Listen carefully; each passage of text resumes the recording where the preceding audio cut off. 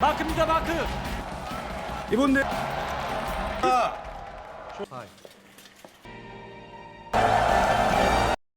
Movie की शुरुआत में हम देखते हैं कि ये मूवी एक फॉर्मर कोरियन आर्म रेसलर की है जिसका नाम मार्क है, जो इस अमेरिका के क्लब में एक बाउंसर का काम करता है। और एक शाम को मार्क का पुराना साथी किम उसको आर्म रेसलिंग मैच के लिए बुलाता है। मार्क लड़ने में दिलचस्पी नहीं दिखाता, लेकिन किम हार नहीं मानता और उसको मना लेता है। फिर वो दोनों क्लब की दूसरी साइड चले जाते हैं, जहां देखते हैं कि लोग बैटिंग कर रहे हैं। जिस आदमी के साथ उसने लड़ना है उसने सारे अधिकार जीत लिए हैं और वो मार्क को दलित भी बना सकता है। कोई भी उस पर बैट नहीं लगाना चाहता, जो कि जिम के लिए फायदेमंद है। अब मैच शुरू होता है और मार्क ये प्रूव कर देता है कि उसको प्रोफेशनल आर्म रेसलर क्यों कहते हैं।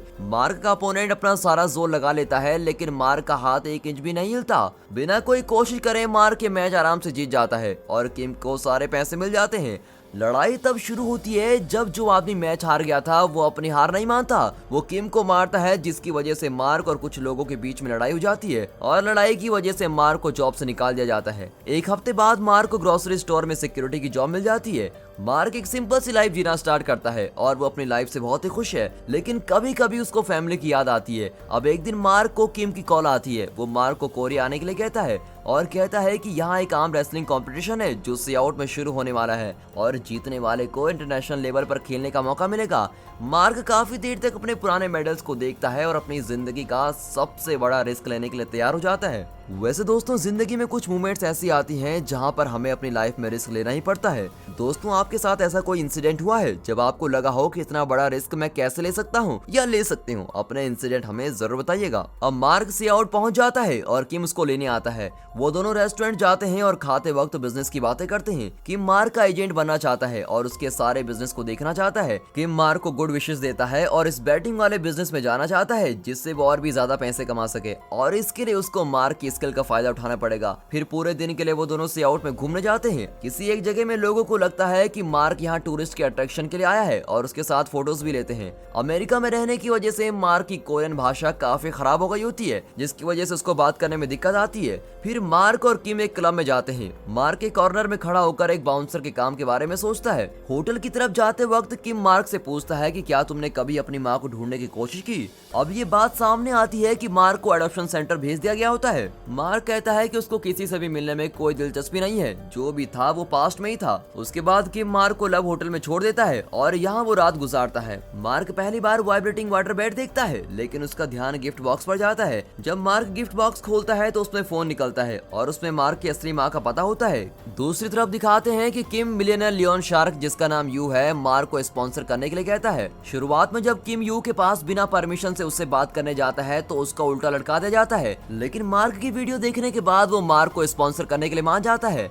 लेकिन यू की एक कंडीशन होती है कि मार्क को ऑर्डर पर ही जीतना है और ऑर्डर पर ही हारना पड़ेगा। अब अगली सुबह मार्क मैप पर उस एड्रेस को निकालता है जो किम ने दिया था और उसको फॉलो करता है। एड्रेस पर पहुंचकर मार्क डोर को नॉक करता है और अंदर से 2 बच्चे बाहर आते हैं। मार्क की बॉडी को देखकर वो उसको एक बीस्ट मानते हैं, इसीलिए बच्चे उससे ना डरे वो वहाँ से चला जाता है। बच्चे अपनी माँ सुमी को मार्क के बारे में बताते हैं कि कोई घर के बाहर खड़ा है और फैमिली मार्क को खिड़की से जाते हुए देखती है। सुमी एक ड्रिफ्ट स्टोर खरीदती है जो अच्छी तरह से नहीं चल रहा है। उसने यू से काफी पैसे लिए होते हैं, इसलिए वो उसको काफी तंग करता रहता है। यू एक मॉल के क्लब में जाता है। यहाँ किम मार्क को उसके पास मिलाने लाया होता है और वो कैसा लड़ता है ये सब दिखाता है। यहाँ हमारी मुलाकात एक वेल्दी स्पॉइल्ड यंगस्टर जू योंग से होती है। वो यू का पार्टनर होता है और जू ने भी बैट पर काफी पैसे लगाए हैं। मार्क एक नेवी के बड़े से आदमी को हराकर ये प्रूव कर देता है कि उनका पैसा लगाना गलत नहीं है और जीतने के बाद जू और किम मार्क को एक 5 स्टार होटल में लग्जरी रूम देते हैं। यू किम को मैसेज करता है और कहता है कि मार्क को कल के पहले मैच में जीतना है, लेकिन दूसरे मैच में हारना है।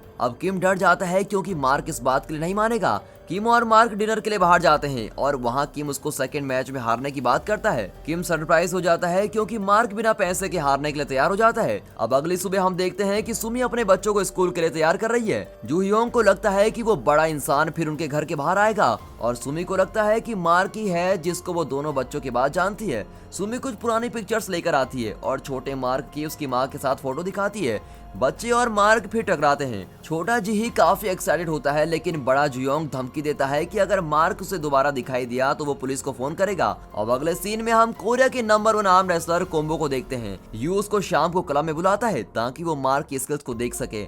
यू किसी पर भी यूं ही बैट नहीं लगाना चाहता जब तक कि कोई प्रोफेशनल उसको ये न बता दे कि मार्क मार्क भरोसेमंद है। अब शाम को सभी क्लब में इकट्ठे हो जाते हैं। मार्क का पहला मैच 7 फुट के आदमी से होता है और मार्क अपने ग्रेट एफर्ट्स के साथ जीत जाता है। अब सुमी भी ऑडियंस में होती है और मार्क को ब्रेक के टाइम देखती है। यू सुमी को टच करने की कोशिश करता है क्योंकि सुमी ने उससे काफी पैसे उधार लिए होते हैं, इसलिए वो सुमी को अपनी प्रॉपर्टी मानता है। मार्क ये सब देखता है और खुश नहीं होता। जब सेकंड मैच शुरू होता है तो मार्क यू को नीचा दिखाने के लिए जीत जाता है और यू जब अपने ओनरशिप पर जोर लगाता है तो उसको एक साइड में धकेल दिया जाता है। किम अपने माइंड पर कंट्रोल खो देता है और बॉस और मार्क को एक साथ मनाता है। अब उसको पता लग जाता है कि इस झगड़े के पीछे सुमी है। अब गुस्से में आकर किम सुमी के पास जाता है और उससे पूछता है कि तुम्हारा मार्क से क्या रिश्ता है, और उसी टाइम पर यू भी उधर आ जाता है और किम पर हमला कर देता है और मार्क बीच में आ जाता है और यू के सारे लोगों के साथ मार्क की लड़ाई स्टार्ट हो जाती है। लड़ाई के दौरान सुमी यू को लड़ाई रोकने के लिए कहती है। जब लड़ाई खत्म हो जाती है तो पुलिस मार्क और किम को अरेस्ट करके लेके जाती है। पुलिस मार्क को फ्री करने के लिए उससे उसकी आइडेंटिफिकेशन मांगती है, लेकिन मार्क का बैग और पासपोर्ट पहली फाइट में एक हो गया होता है। फिर पुलिस और मार्क के बीच में भी मैच होता है और मार्क ये प्रूव कर देता है कि वो एक आर्म रेसलर है, लेकिन फिर भी वो मार्क को बिना प्रॉपर आइडेंटिफिकेशन के जाने नहीं देते।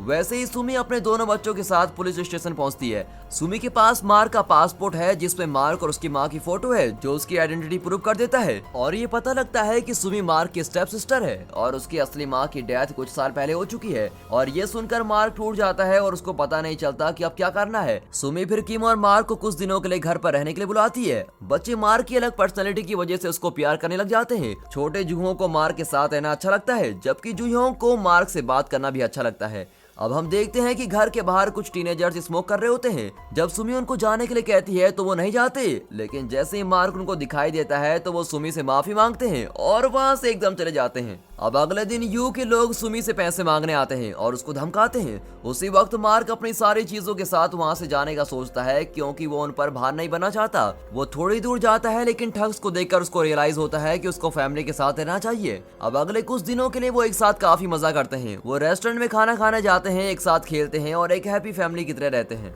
लेकिन अब सुमी के लिए बिजनेस और दोनों बच्चों को संभालना मुश्किल हो गया होता है। उसका घर बिजनेस की वजह से तितर बितर हो जाता है। अब एक दिन सुमी घर वापस आती है और देखती है कि सारा घर बिल्कुल साफ सुथरा है और मार्क बच्चों की देखभाल भी कर रहा है, जिससे सुमी अपने बिजनेस पर फोकस कर सकती है। अब इस दौरान किम पैसों की वजह से परेशानी में होता है। जब किम मार्क को बच्चों के साथ देखता है तो अपने एक फ्रेंड को कॉल करता है जो ब्रॉडकास्टिंग का काम करता है। वो मार्क के ऊपर एक डॉक्यूमेंट्री बनाने का आइडिया बनाता है जिससे लोगों की सिंपैथी मिले और पैसे भी। मार्क उलझन में होता है लेकिन ये करने के लिए मान जाता है। अब अगले सीन में हम देखते हैं कि मार्क और फैमिली बाहर घूमने के लिए जाते हैं और यहाँ वो कोरिया के रेसलर चैंपियन कोम्बो से मिलते हैं जो चैरिटी के लिए लड़ रहा है। मार्क उसको चैलेंज करता है और जीत भी जाता है और सबको बिल्कुल हैरान कर देता है। थोड़े हफ्तों बाद मार्क की कहानी, उसकी रेसलिंग की स्ट्रगल की कहानी एक डॉक्यूमेंट्री बन जाती है और टेलीविजन पर शो शुरू हो जाता है। वो शो एकदम पॉपुलर हो जाता है और उसको काफी पैसे मिलते हैं। बच्चे मार्क की ओर ज्यादा करीब आने लगते हैं। अब एक दिन जब वो स्कूल जा रहे होते हैं तो वो एक औरत से मिलते हैं जिसका बुरा मुंह होता है। जूही कहता है कि उसके अंकल चैंपियन है और मार्क से प्रॉमिस लेते हैं कि उसके लिए नेशनल चैंपियन जीतेगा। अब इस सीन में हम देखते हैं कि किम के पापा काफी बूढ़े हो चुके हैं लेकिन वो जीने के लिए अभी भी काम करते हैं और यही वजह है कि किम ज्यादा से ज्यादा पैसा कमाना चाहता है ताकि वो अपने पापा को फ्री कर सके। जब मार्क घर आता है तो जू योंग मार्क को बुलाता है और उसको इमेज दिखाता है जो उसकी माँ हर रोज लिखती थी। मार्क को पता चलता है कि उसकी माँ का सबसे बड़ा पछतावा मार्क को अडॉप्शन सेंटर भेजना था। उसने अपनी पूरी जिंदगी बहुत सारे ईमेल्स भेजे थे लेकिन वो आईडी मार्क की नहीं थी। ईमेल्स में मार्क की माँ ने यही लिखा हुआ है कि जब वो साथ था तब उसकी जिंदगी बहुत मुश्किलों में गुजरी थी। वो उसको खाना भी नहीं दे सकती थी और वो उसको अच्छी जिंदगी देना चाहती थी, इसलिए उसने मार्क को अडॉप्शन सेंटर के लिए भेज दिया। अपनी जिंदगी के आखिरी पलों में भी वो मार्क से मिलना चाहती थी और माफी मांगना चाहती थी और मार्क को यह भी पता चल जाता है कि सुमी उसकी स्टेप सिस्टर नहीं है। मार्क की माँ उसको अपने साथ लेके आई थी जब सुमी छोटी थी और उसके पेरेंट्स की डेथ हो चुकी थी और ये सब जानकर मार्क को सुमी पर गुस्सा आता है क्योंकि आज तक उसने उसको सच नहीं बताया था। इस सीन में हम देखते हैं कि पूरी फैमिली मार्क की माँ की कब्र पर जा रही है और जाते वक्त मार्क सुमी को बाहर बुलाता है और उससे पूछता है कि उसने झूठ क्यों बोला। आगे हम देखते हैं कि मार्क उनको छोड़कर अमेरिका वापस जाने का डिसाइड करता है और किम उसको रोकने की कोशिश करता है क्योंकि उसने अभी तक टूर्नामेंट में पार्ट नहीं लिया होता और वो इसी हफ्ते होता है। हालांकि गुस्से में मार्क उसको ये बोल देता है कि उसने पैसों के लिए अपने दोस्त का इस्तेमाल किया है और वहां से चला जाता है। आगे हम देखते हैं कि कोरिया चैंपियन कोम्बो चैंपियनशिप की तैयारी कर रहा है और यू ने भी एक बड़े ताकतवर आदमी को हायर किया है जिसका नाम केन है जो एक कठोर आर्म रेसलर है। वो जिसके साथ भी खेलता है उसका हाथ तोड़ने के लिए बिल्कुल फेमस है। कुछ साल पहले उसको अरेस्ट किया गया था क्योंकि उसने खेलने के लिए कुछ दवाइयां ली थी। केन भी काफी मेहनत कर रहा है इस गेम में वापस आने के लिए। फिर वो दिन आ जाता है जब मैच होता है। बच्चे घर पर अकेले होते हैं और वो देखते हैं कि मार्क को मेडल देना भूल गए हैं। ये बहाना बनाकर वो दोनों चले जाते हैं जहाँ रेसलिंग हो रही है। थोड़ी देर बाद सुमी को उसके फ्रेंड की कॉल आती है और उसको अपने बच्चों को वापस लेने के लिए जाना पड़ता है। कंपटीशन स्टार्ट हो जाता है। मार्क, केन और कोम्बो को 3 अलग अलग ग्रुप में रखा जाता है। वो अपने अपने ग्रुप में जीतते रहते हैं और सेमीफाइनल्स में अपनी जगह बनाते हैं और कठोर केन अपने अपोनेंट्स को बहुत नुकसान पहुंचाता है और फाइनल्स के लिए आगे चल जाता है। मिलियनेयर इन्वेस्टर चैंग और बाकी सारे लोग भी केन पर पैसा लगाते हैं और जैसे ही वो देखते हैं कि मार्क कैसे खेल रहा है, सारे लोग डर जाते हैं कहीं वो अपना पैसा ना खो दे। और इस तरह चैंग यू को ऑर्डर करता है कि वो कुछ भी करे लेकिन उसका प्लेयर ही जीतना चाहिए।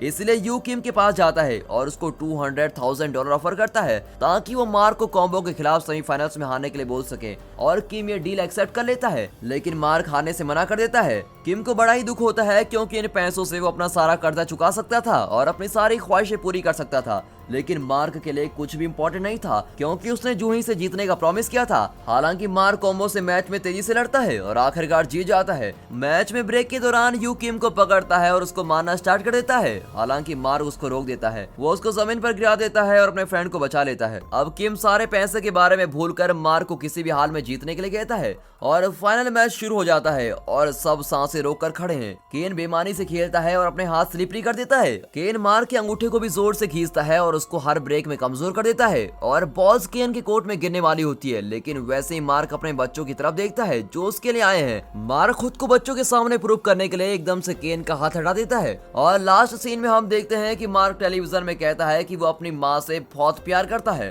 वो उसकी हेल्प नहीं कर सका लेकिन उसको अपनी माँ की हालत पर रोना आता है और एंड में सभी लोग मार्क की जीतने की खुशी मनाते हैं। और दोस्तों यहाँ पर ये मूवी खत्म होती है। और अगर आपको ये मूवी अच्छी लगी हो तो मूवी को लाइक और चैनल को सब्सक्राइब अभी कर दें। And finally thanks for watching.